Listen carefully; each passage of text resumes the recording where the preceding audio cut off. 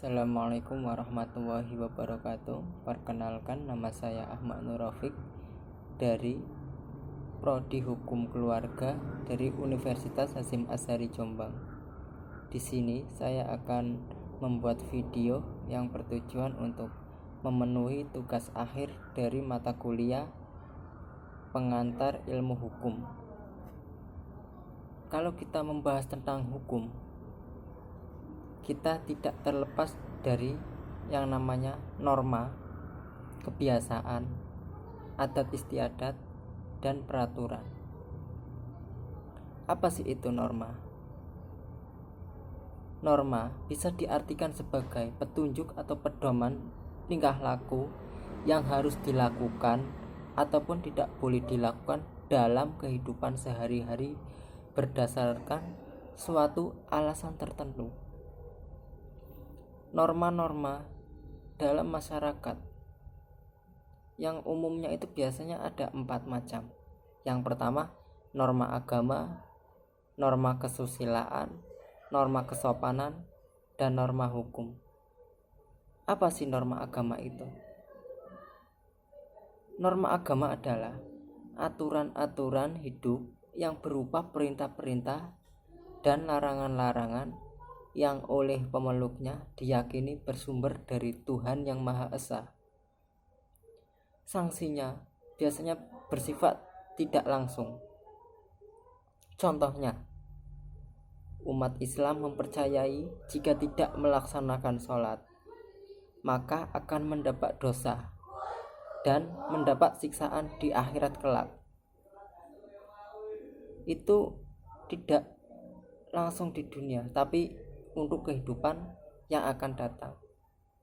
Dan biasanya untuk sanksi di dunia itu berupa pada jiwa kita, ketentraman kita.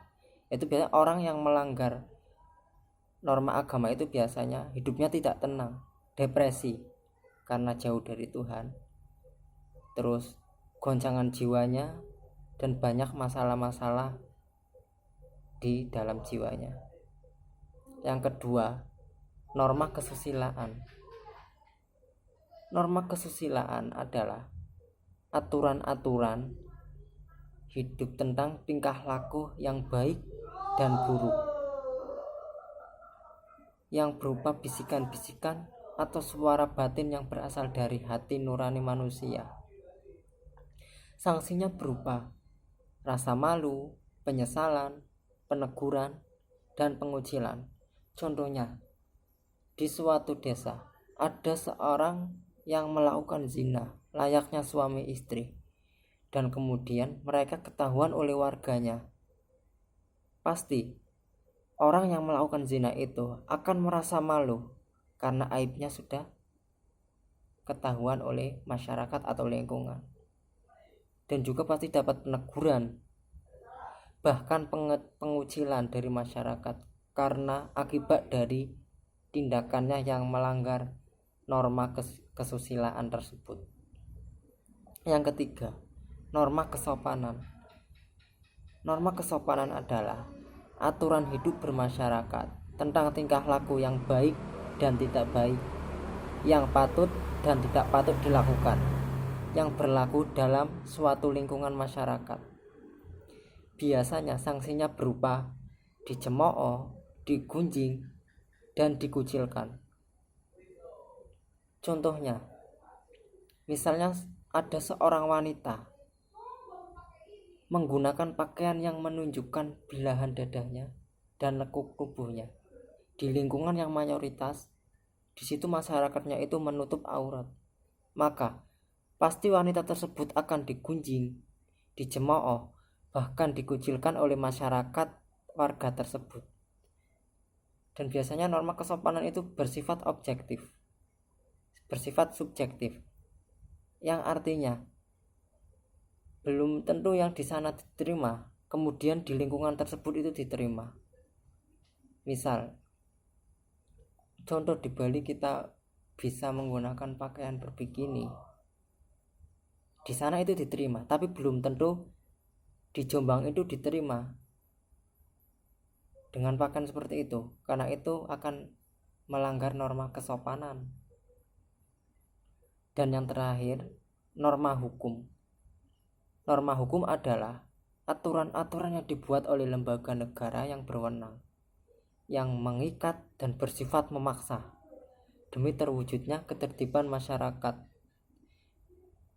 Sanksinya berupa biasanya pidana atau teguran atau peringatan dari petugas masyarakat yang berwenang.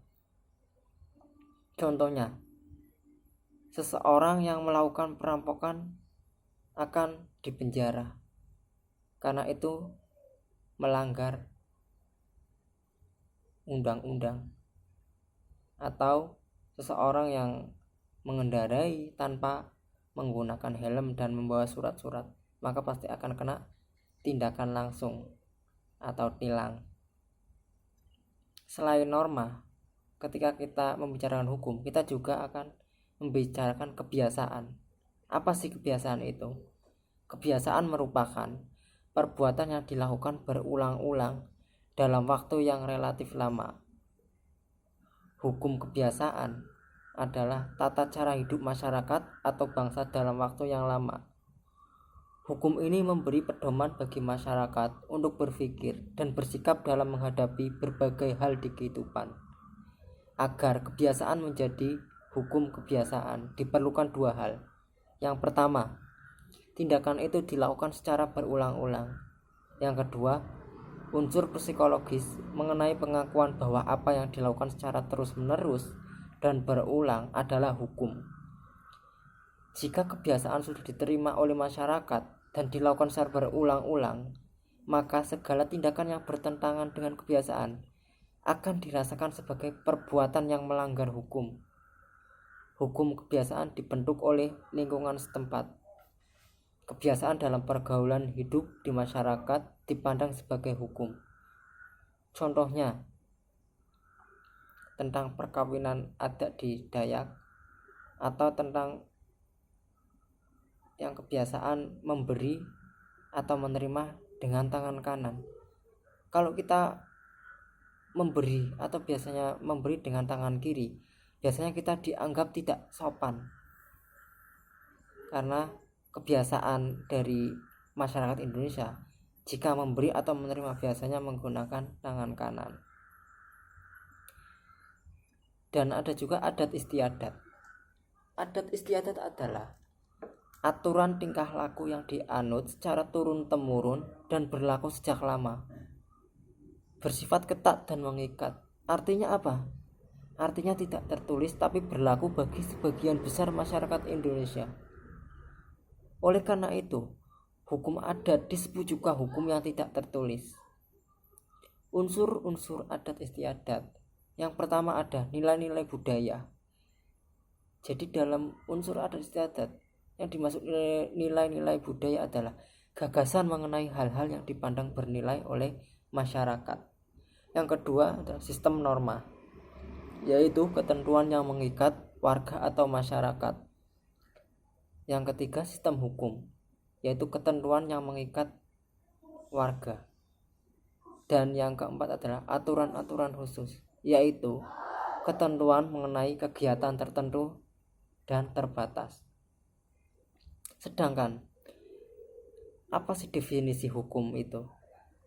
Hukum sendiri adalah keseluruhan norma yang oleh penguasa negara atau masyarakat yang berwenang menetapkan hukum dan dinyatakan atau dianggap sebagai peraturan yang mengikat bagi sebagian atau seluruh masyarakat dengan tujuan untuk mengadakan tatanan. Ciri-ciri hukum. Yang pertama adalah perintah. Perintah adalah aturan yang harus dijalankan. Dan yang kedua adalah larangan. Larangan sendiri adalah aturan yang mengharuskan seseorang untuk tidak melakukan hal-hal tertentu dan akan mendatangkan akibat hukum. Tujuan hukum. Yang pertama, 1. Mendatangkan kemakmuran dan kebahagiaan pada masyarakat. Yang kedua, mengatur pergaulan hidup manusia secara damai.